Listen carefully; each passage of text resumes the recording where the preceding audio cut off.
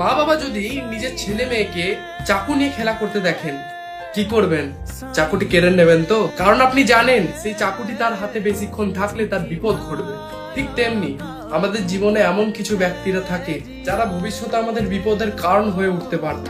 ভগবান সেই ব্যক্তিদের নিজের থেকেই দূরে সরিয়ে দেয়, কিন্তু আমরা এই ভেবে টের পাই না যে ভগবান কেন সেই ব্যক্তিকে সরিয়ে দিল। ঠিক সেই বাচ্চাটির মতো যে চাকু নিয়ে খেলা করছিল, সেও বুঝতে পারতো না যে তার মা বাবা তার কাছ থেকে চাকুটি কেড়ে কেন নিয়েছে, কারণ সে জানতো না সেই চাকু থেকে তার বিপদ আছে। ঠিক তেমনি ভগবানও সেই ব্যক্তিদের আপনার কাছ থেকে দূরে সরিয়ে দেবে যে ব্যক্তিরা আপনার বিপদের কারণ হয়ে উঠতে পারে।